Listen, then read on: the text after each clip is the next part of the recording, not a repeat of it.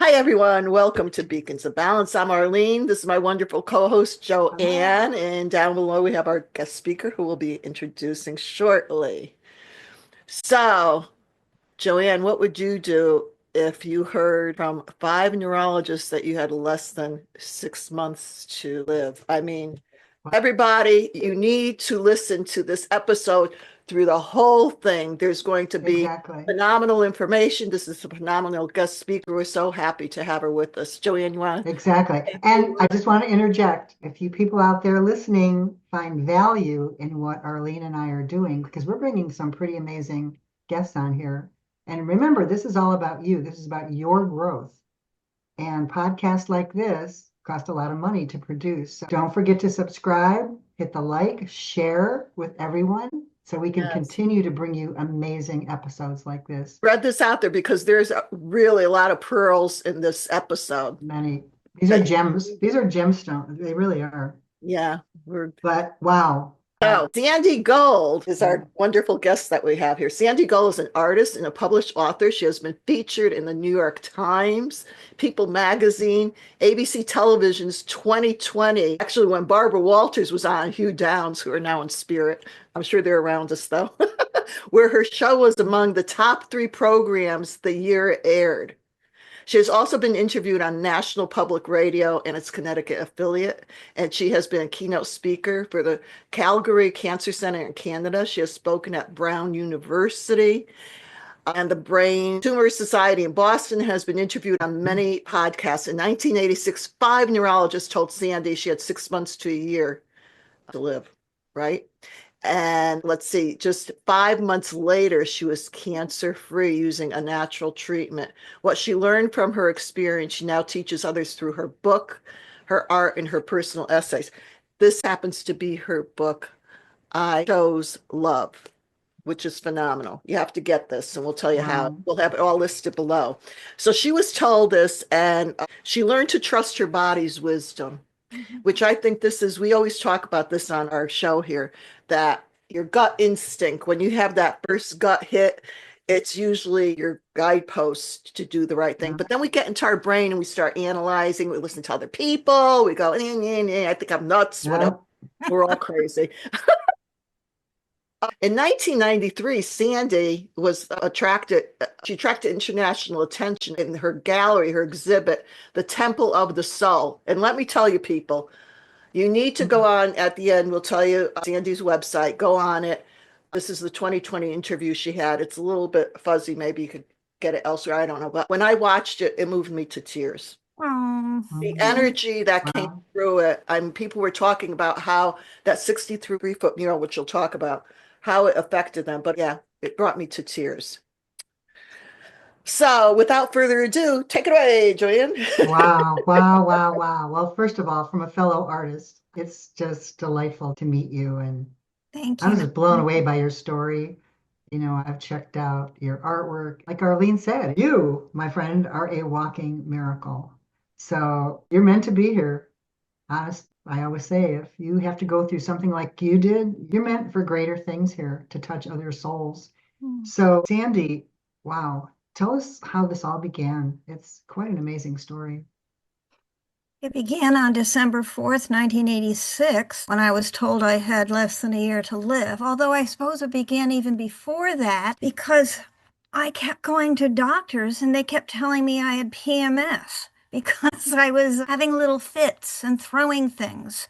And I started talking like a truck driver, to be perfectly honest, which really was not me. But finally, I threw the entire set of my dishes against the kitchen wall. Oh my God. And that got my attention big time, as well Wow. as my mother happened to call at the same time I was sobbing. And bless her heart, she's no longer with us, but bless her heart, she says, women in our family have problems like this all the time. Call a gynecologist. It was hormonal, right? Okay. Everybody, particularly in those days, which isn't that long ago, but that's what everybody focused on, and all the Wow. doctors were focusing on because we were women, it had to be hormonal. Sure. But thank goodness I saw a gynecologist I had never even seen before, but she was a Berkeley graduate, which to me told me she was progressively thinking and very bright. And she just immediately said, "You need to see a neurologist." And she picked up the phone and she called one. And I was able to see him within a few hours. I went and saw him, and he had me do if you're stopped driving drunk, you have to do the heel toe thing. Sure. Yeah. That's what I did, and I couldn't do it. And Oh, he wow. thought perhaps I'd had a stroke and immediately called a clinic. And I went and I was tested. So I was still lying on the CAT scan machine when the technician leaned over and whispered in my ear, "The doctor would like to talk to you on the phone." And she pointed to where the phone was, the receptionist desk. And for whatever reason, the CAT scan was in the waiting room. It was in downtown Westerly, and I guess didn't have much space. So they put this machine in the waiting room. It was That's the bizarre. weirdest thing. And the whole waiting room went quiet, and everybody was just staring at me. And it was like, it was surreal. I didn't know what was going on. I just picked up the telephone and I was told, "I'm very sorry to have to tell you, Miss Gold," or Sandra. I don't remember what they called me, but not Sandy, which I prefer. "But you have a life-threatening, inoperable brain tumor." That's how they broke it to you. Oh my On the God. telephone, and I'm standing at the receptionist desk with the glass in front of me, and at any moment somebody could come in and tell me they had an appointment. That's the That's weirdest thing. bizarre. And the Wow. receptionist was gone. I mean, it was very bizarre. But I Yeah. also think it helped me because at that point I knew I couldn't count on anybody. Do you know, there was nothing to count on. I mean, everybody was acting in ways that I did not appreciate. Wow. Well, What a way to hear about it. But you know, yeah. you're laughing about it now, and I think that's so important for people to, you're taking it lightly. And we do have to laugh at things. Absolutely. That's I know okay. you went through all your traumas, and so you went on further, and I know doctors kind of blew things off. They were giving you multitude of all different. Today, to this day, and this was 4 decades ago, and today it's just the same way, you know? You go to 10 different doctors, they give you 10 different opinions, right, Joanne? So you Yeah. so it's left to us, and I brought this to a surgeon's attention. I said, well, you know, he said you could go to 12 different doctors, get 12 different opinions. I said, well, what are we supposed to do? He goes, you have to pick out what you think is right for you. So he's kind of saying you have to rely on yourself. Exactly. And to listen within, which I learned big Yes. time. And I highly recommend people learn it now before they're under the gun like I was. It's much easier Mm, to learn it now. And everybody does it to an extent. We all understand intuition. Now, that's kind of the socially acceptable word for it. And it is intuition, but we can take it so much farther. That's how I was able yeah. to navigate my way through the crazy medical field.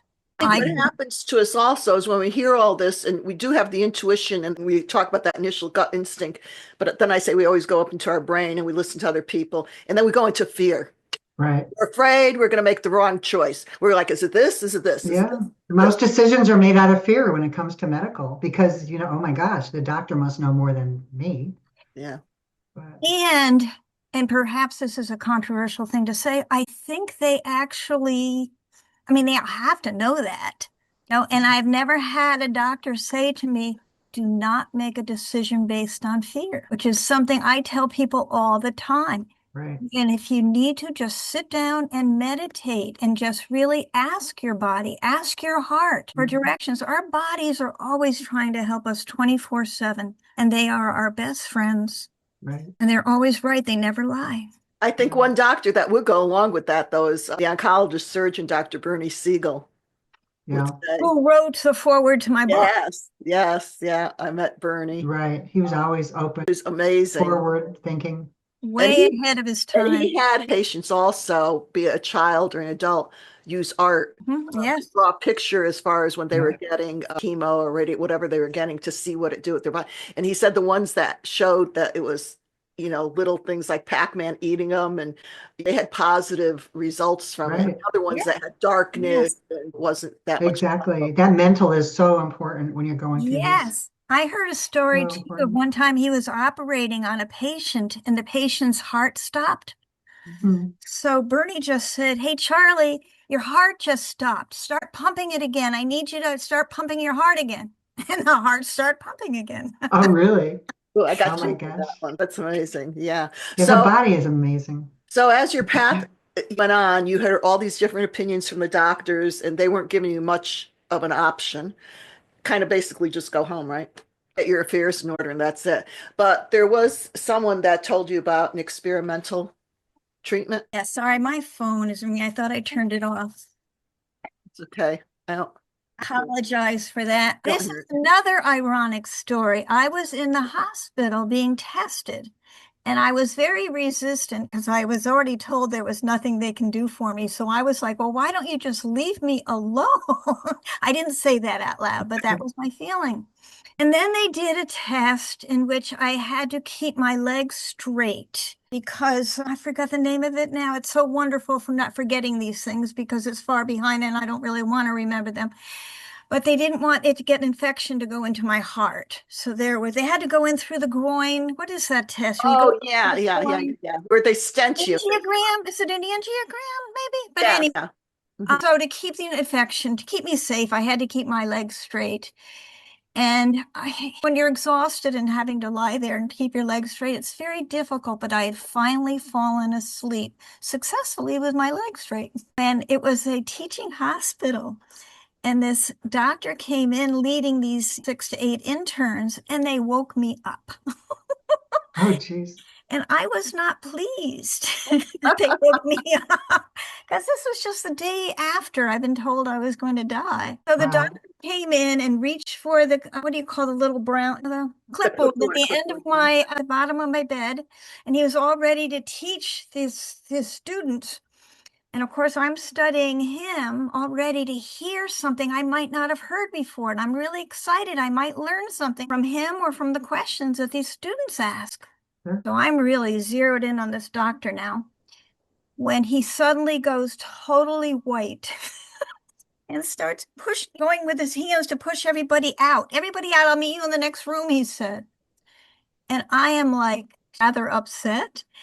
And he got as far as the door. He had his hand on the doorknob when I shouted, "Hey, you have any ideas for me?" And he just stood there like a statue.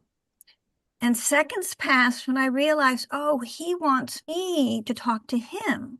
So I said, every doctor I met tells me I'm going to die. What do you think? So he realized then that I was aware of my situation. So he turned around and he said, actually, you're very fortunate because the MRI has just been invented. And in a year from now, we may have something that can save your life. I put him in a pretty bad position, but he I'm didn't. sorry. So the doctor said, I'm actually very fortunate because the MRI had just been invented. And in a year from now, they may know something that they don't know today that could save my life. And I got very excited. This is the first positive thing I'd heard. And I said, oh, do you really think I'll be alive a year from now? And he said, no. Wow. Thank you very much. Right. Yeah. But he really did look sad. This was a good doctor. I'll tell you more about him in a moment. But he did tell me that somebody was doing something at Mass General, but he didn't know the name of that man, that doctor. But he knew the name of another doctor that would know the name of the doctor that he wanted me to see that might help me. And that was my very first clue of being able, that set me in a direction to go in at least. I had something. It's And it something to grasp. and it turned out that that neurosurgeon that I had spoken to, was the doctor that operated on Ronald Reagan after he was nearly assassinated in front of Yeah. the hotel down in by Hinckley. He volunteered to do that, to go in to get that bullet out of President Reagan, even though he knew he was risking his life. Because that bullet, which I had no idea bullets could do this, if a metal touches that bullet, it can shoot out of the body and actually kill the Ooh. doctor. Oh my God. I never knew Oh, that. I But didn't know Oh that. my God. yeah, if metal touches metal, like a metal Oh, yeah. on the gun touches the metal of the bullet. But anyway, he turned out to be a very nice man, and he just died a few years ago. When I read his obituary, I did cry. Oh, He really did seem to be a wonderful person. oh my goodness. So you went in for, that was the first round of treatment you had with this No, machine. there was no treatment. That was just had to go to the hospital to be tested in every which way you can imagine, just to see if they could help me in any way. And I got the exact same results as before I went into the hospital. I'm sorry, there's nothing we can do for you. But you went through a treatment with them at Mass General with I us. beg your pardon. I understand what you're asking. So, yeah, I was dismissed from the hospital being told there was nothing they can do for me, but I did have this clue from this one doctor. And I was dating an attorney at the time who had access to the National Institute of the Health. Most people don't, but attorneys do. And he went in and found out that doctor's name that I went and saw in Boston. Oh wow. And And that what was the name of that? the Of the treatment treatment? doctor, Yeah. it was then called proton beam radiation, but it's now called proton beam therapy. And I'm Okay. guessing perhaps because the radiation scared people and because people like myself did get radiation damage from it. Unfortunately, that was the worst part. Right, which they told you probably wouldn't. But that machine, I think it was called, at least from the book when I read in your book, it was called the cyclotron or something. So, Cyclotron machine, which was discovered during World War II for yeah. Wow. defense purposes. They actually kill people, but Dr. Raymond Chelberg used it to save 7 people every Tuesday from around the world. I was one of the few that spoke English when I Oh went my on gosh. treatment. That's But that was amazing. one of the steps on your path that you went through. Do you Wow. happen to know, that was at Mass General Hospital, are they still using that? I mean, I'm sure it advanced and it's different now, but I'm sure they are. And just probably 10 years ago, a new cancer center was built in my area. I live in Rhode Island. It was built in Connecticut. And I went to take a tour just for fun. And I walked around a corner and they introduced this machine as a cyclotron machine, whereas Wow. there was only 2 in the world when I was treated on it. And That's here it amazing. was 20 minutes from my home. And I shouted, I was with a group of people, and I shouted out loud, a cyclotron machine saved my life. And this woman turned around in front of me, this older woman, and she goes, and I'm really grateful that it did, my dear. Oh my gosh. So Sandy, you being a fellow artist here, I'm amazed by your story of this 63-foot mural that you created. I would love to know how that came about and you did this with your bare hands using chalk, but there's more to this. I'd love just enlighten us on this mural. Okay, where do I start? Nobody's asked me that, and I'm delighted by your question. The mural was actually in the library in my town, and I live in a fairly small town of about 30,000 people, and we have a phenomenal library. It's just wonderful. And unfortunately, the original gallery, it's older, and this gallery was being used as a storage room. Oh, wow. And it's gorgeous, as you saw in the video. It was a gorgeous, gorgeous. And as so many young artists do, a man named Webster, who had his degree in art, was working as a custodian there Custodian. and Oh asked my God. permission to turn it into a gallery. Wow. So he was asking around town, he was looking for an artist to be the very first artist to give a show here to highlight this incredible gallery. Right. So he was asking around town who they would choose. And many people said my name, to my delight. And he Mhm. came over to my gallery to look at my artwork. And I've Mhm. never done this before in my life. And I have no idea exactly why I did it, but I put my work in chronological order. I mean, surely you've never heard Oh, of such a thing. I mean, I don't know why I did that. Well, the reason I did it is because I wanted to show him that I'm still growing as an artist. See how much I've grown. yeah, that's understandable. So he, showing his insight, pointed to the paintings before I had a brain tumor and after I had a brain tumor Oh, and wow. said, what happened here? So there was a difference. And Wow. I had recently moved up to Westerly from Washington, D.C., where I'd been living when I was first diagnosed. Right. I wasn't planning on telling my story. I was planning on starting my life anew. And the two of us ended up talking about life, death, and art and for hours, Webster and I. And between the two of us, we came up with this idea of making a mural and then erasing it to show how precious life is and to make the most of it and appreciate it while we have it. Wow. The Tibetan monks do that. I'm sure you've seen that with Yes, the mandalas. yes. I didn't know it at the time. I Ah, honestly didn't know it at the time, but I went and saw a mandala, a large mandala made of sand that they did. right. That's amazing. I mean, I did this mural behind us, and I can't imagine erasing all of that. I think I was attracted to yours because you had the arches, and there's Yes, something yes, about yes. arches. It must be a past life. I don't know what it is, but It's so welcoming. It's a welcoming door type of thing. yeah, It creates expansion. As I'm looking through years, I'm feeling free and expansion. right.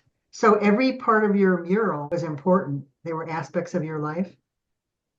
Yes, and as I explained it, you know how when you go for a walk with, say, a friend, or maybe even by yourself, Yeah, and you just see something that catches your eye, it's almost waving at you or winking at you or right. nurturing you in some way, uplifting you. Mhm. That's what I did. I went and I gathered those little sections of my walks, basically, is what it Wow. was. What touched my heart while I was walking. Yeah, Because Well, that see, is what helps us heal. That is what uplifts us. That is what helps us. And that's what people right. felt when they saw the mural. Wow, well, it amazing. really seems like it was truly divinely guided. For And sure. it's interesting, Joanne's has water behind it. You're a water person. And I always say to people, even when we do different energy work, I would tell clients to go out by the ocean for the salt water or take Epsom salt baths because there's something with the ions of the salt and the pulling, Right. it draws out things from us, the toxicities that we don't need and to be let go of. So it was pretty phenomenal. When I watched it, like I said, and read you worked on it 6 days a week, 12 hours a day. 7 days a week. Oh, really? Because I saw until your fingers bled. I mean, that it's just incredible. I want to ask you, Sandy, was there one particular protocol that you used during this whole time or during that period over those years that helped you heal? Or was it a combination of everything?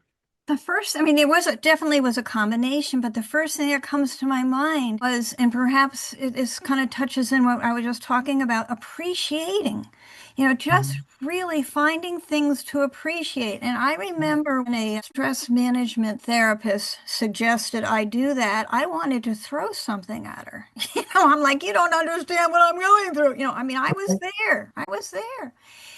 And what she had me do is she had me suggested that I lie in bed at night and before I go to sleep, go through the alphabet, A, B, C, D, E, all the way, and list, like starting with A, the apple, or that I appreciate that apple that I ate that day.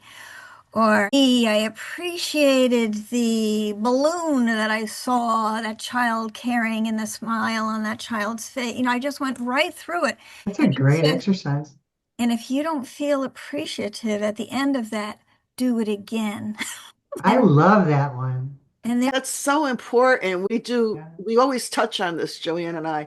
You know, Mhm. if you're in anger, and of course, yeah, people you go through that. Of course, when you hear something like you heard and you're living through it and everything, you're going to get like, why me? Why that? We go through. Right. The And victim. it's not to say to everybody, no, you don't do it.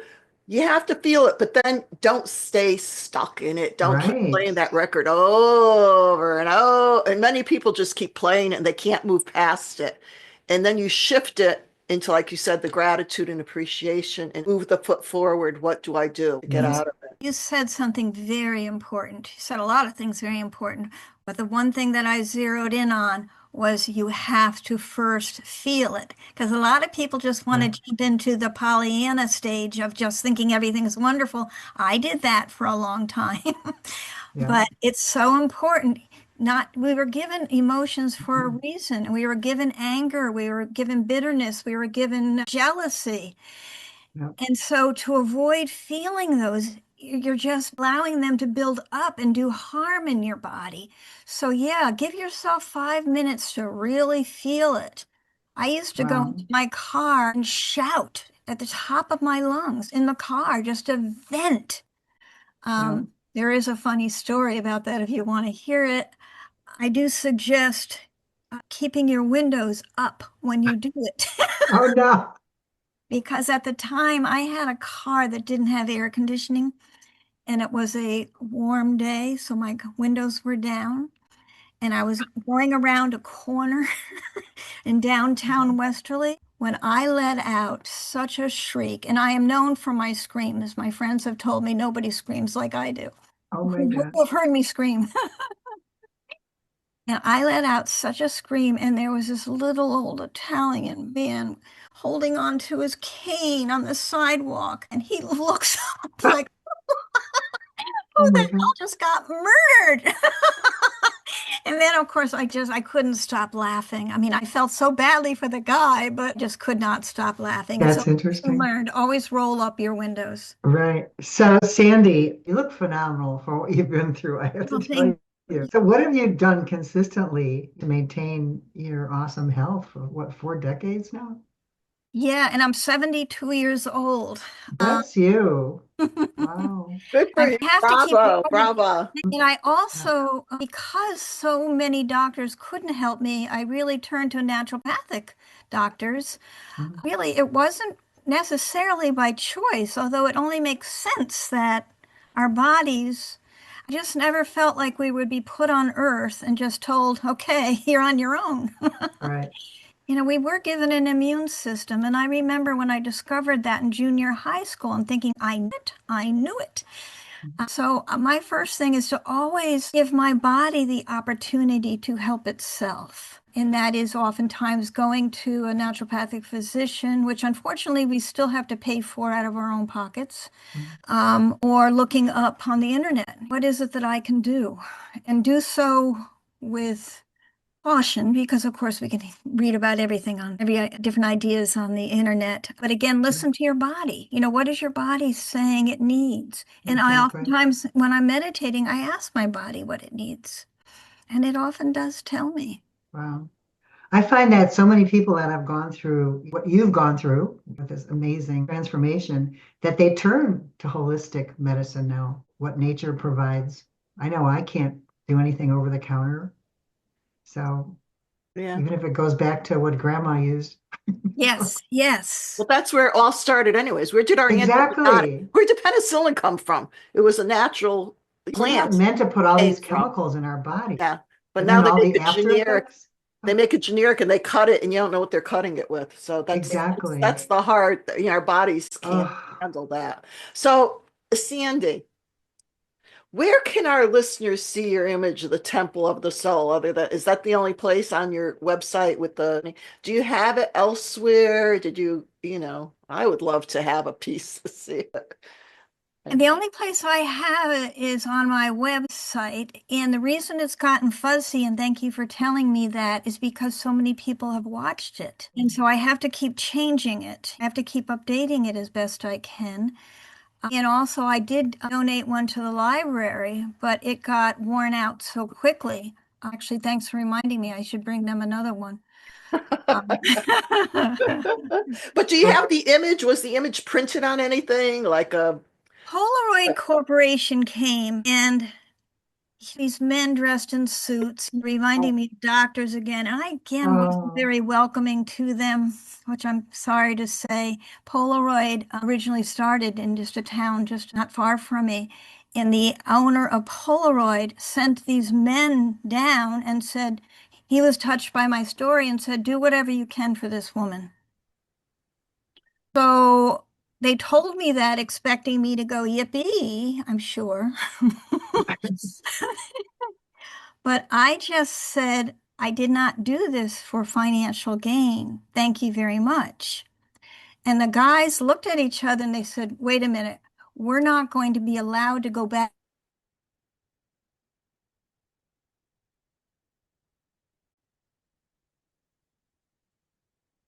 So these two men from Polaroid told me that they're not allowed to come back to their office without having done something for me because the owner of the company is insisting. Mhm. So Webster and I put our heads together and decided that at this point, 2020 had already wanted to film me. And I had already told about 5 or 10 other stations that I didn't want it filmed. You know, it was something that was just meant to be precious and to be held on to like life. But when 2020 offered, that was a whole nother thing because they had an audience of 6 million people at the time. So we decided that if 2020 was willing to announce that if people donated, and then I made a foundation. I opened a foundation at Mass General Hospital. And so we decided if 2020 was willing to announce to anybody who's donated $1,000 to the Gold Schellberg Foundation at Mass General, that they would get a huge framed Polaroid of the entire mural. Wow. Which was a huge Wow. success. Yeah, that was good. Wow. So are any of those around? Do you have that? I want one of I those. was going to say, I do, and I would be very interested, Arlene, in knowing what would happen if you were to call Mass General. Not suggesting you give them $1,000, although it would be nice. But I'm just saying, what would happen if you were to say or ask if the foundation was still there? Because I don't know. And wow. whether or Well, not that's easy to find out.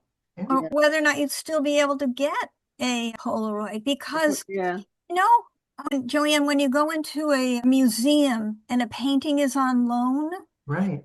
and they have a painting there in its place, a replica, Right. that's done by Polaroid. Oh, wow. Oh, And you cannot tell the difference. Oftentimes, you cannot tell the difference. I know technologies have changed tremendously since And they can Polaroid. improve the technology of what they did to my mural. Right. They can improve it, which is phenomenal. And they have Yeah. contracts with every museum all over the world because they That's are the amazing. best. That's So I would be amazing. very interested to see. Sandy, you touched my heart because I want to tell the listeners and viewers, this woman, for what you went through, and you had trials and tribulations. You're not coming from a wealthy family that you had all this exorbitant. You went through, that's why I said, get this book and read it. It tells her story. You needed the financing, you needed the income, but yet you stayed true to what your heart was telling you with this, where it was coming from, and you honored Right. that. And I'm getting the chill, I call it the Yeah. word all over from this. It is such an, I think that was one of the components that have left you on your path and to go through this for 4 decades that you've survived Right. all of what you went through. And you're an important Wow. piece for us. You certainly are. So, Sandy, what are you up to today? Are you still painting? What are you doing today? Are you more retired? No, I'm primarily writing, believe it or not. I still Good have for so you. much to say. Right. There's a lot Um, of books in you. I did do some drawings actually in colored pencil over Christmas, which was fun. For cousins that I spent Christmas with, I did portraits of them all, which was a lot You're of like Joanne. I swear to God, you two, I You wish you never were closer stop. together. It can't stop. It can't stop. And in the same way, what I learned when I was helping to heal myself applies so much in my life. Like you said about following you just can't stop. And Right. in fact, and it gets easier and easier and easier, and answers come quicker and quicker and quicker to you. Right. It's not something you go, oh, now that I'm healed, I can go back to my old life. And I don't want to go back to my old life. No.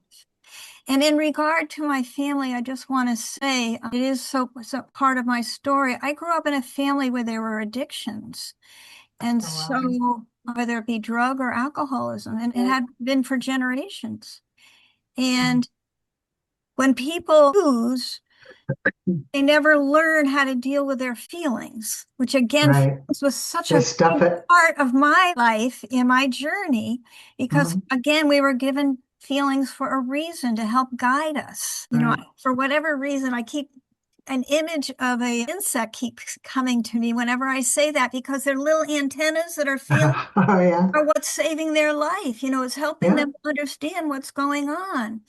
But in my family, people ignored their feelings and they got Uh, whelmed by their feelings. They got hijacked by their feelings. And so my family retreated. My siblings still don't talk to me to this day. to Oh, think. Gosh, That's how that's serious it amazing. is. That's how You would think it would bring you closer together you either go one way or the or other. the other. But Yeah. it was just too frightening an experience for them. They couldn't Wow. even discuss it with me. They couldn't even discuss it with me. I mean, that's how bad it was. A lot of Oh times my people gosh. just don't know how They to. can't face it. And I really appreciated when people said, I have no idea what to say to you. And I'd say, I understand that perfectly. I've been in Right. that position too. You know, we've all can relate to that. We all can relate to the fear. Exactly. At least they're being honest. But You as know? Arlene said, people get stuck. You Yeah. know? And Yeah. I learned to have compassion for those kind of people that are stuck because it's horrible being stuck. Now we've Right. all been there too. You know, when we just are Right. so angry about something and we can't let it go. And It's sometimes Yeah. people, and you'll share your pearls with them, or you give them, and you're not telling you do this because I said so, but it's just to say, well, this helped me move, and maybe it could help you, or you could find a different Right. way, but to just shift it to move past it. But a lot of people Right. can't do it. They can't. They have to hold on to it. And we always say on this too, when you hold anger and you hold all that stuff in you and stuff it down, I think that's where our diseases come It from. eats away at you, If you, literally. yeah, if you let it out and go to Yeah. your heart and you love, my shirt is a heart. So I love this. I got this out of, I don't know where I got it, I guess out of the book. It says, I love this quote. It isn't the length of time that we are here, but Mhm. the depth of our appreciation. Oh, I got chills. Spot on. I Spot love it. on. And I just have to share something. Last night, I'm not into big football, but I saw the beginning of the Super Bowl and I always look for the halftime. Of course, Bad Bunny, who I don't know really that much about, was on. But I love, and of course, it was all in Spanish, which I didn't understand. But I love the big sign in the back, and it says, "Oh God, what does it say? Hate runs deep, but what's more powerful is okay. love. Right. Is Yes. Right. Love love, that folks. too. I Love. love that too. That's what it's all about. Yeah. It's all Wow. And about love." And it chose love. So we all have our choices. I say life is about choices. Whatever we get hit against, it's like, okay, what do we do with this? I find for right. myself, I walk up to the fear because I've gone through my own. We all have our stories. I walk up to it and say, okay, what will happen, this or this? And that's what the show is, beacons of balance. What do you balance out? So you always have a Right. choice to make. And if this choice Exactly. doesn't work, go over and do the other, try something Right. else, And I'm right? so glad that even if you sketch, Sandy, do little things. They've proven now it balances the right and left brain hemispheres. Yes. So, and then write, I Yes. feel like you've got more books inside you, girl. I don't know. I could see sketches in the books. Well, It's freeing, it's healing. that's what I'm doing. I'm writing articles and and I'm planning on illustrating the articles. There you go. Yeah. There you go. Because Yeah. people will connect with those You two are so. because we've been through it, you Yeah, know. yeah. So But thank you again, Sandy, for yes, thank being you. with us. Beautiful story. Thank you, listeners. Thank you. Share, spread this. I always say, everybody, get out of this, get out of your head, drop into your heart space, be the beautiful beacons of light that you are. And Sandy, we're going to put your information down below. And I guess for our audience, the best way to get a hold of you is through your email. Yes, I think there's a contact page on my website. I can't even remember. There used to be, and if there isn't, I'll ask them to put Yeah, one. so it's Sandy Gold, Gold, and we'll have your email down there also, because I'm sure you're Yeah. going to have people reaching out to ask you questions. And I welcome that. I Right. love answering questions, as Oh, you can good. tell. you're a wonderful soul, and thank you You're for a walking part of this. miracle. And No, remember to thank you so much. remember, Can I just say one sure, last yeah, that I mean, I really appreciate you saying I'm a walking miracle, but I really believe that we all are. We all are. We just need to recognize and access that because Yes. I'm really no different than anybody else. Yes, I've had my experiences that have helped Mhm. me understand things, Right. but anybody can do what I did. They just have to be Exactly. human. well, what you did is you listened to yourself. And we're not saying to everybody that you've just been diagnosed with something and to run out and go throw out Western medicine. I think the whole thing has to be Yes. balanced. Western medicine is starting to marry with Eastern medicine a little bit. A little bit. We're in the beginning, Yeah. it's going to take time. But it's about making our choices and decisions and to really question your doctors, go for other second, third opinions. I've done Mhm. it. Joanne's, we've all done it. We've all done it. It's important You to know, do in this day and age. So right? Thank you again, Sandy. Yes, thank you, So much. Sandy. Have a happy Valentine's Day. Keep creating. All about love. Yeah. All about love. It That's what we're truly about. is. So is the Bad Bunny halftime show. Yeah. And all of you listeners out there, you matter. It's about you. It's about all. Yes. So join us every Wednesday, 11 o'clock Eastern Standard Time. We have wonderful episodes on. They're all archived on Beacons of Balance. The first Wednesday of the month, I do a prayer meditation for the world. And I want to thank everybody that's joined in. It's growing. And we think, what difference could we make if we do? There's a determining factor that it doesn't have to be a lot of a populace to change a big part of the populace. So just by a couple, there is a saying that they say out there that if we touch one spiritually, if that we touch one soul in this lifetime, the Right. heavens sing. It's like a big expansion. Exactly. So remember That that. one speck of light can open up so much in the dark. So Thank you, everybody. thank you, everyone. Thank you, Thank Sandy. you, Sandy.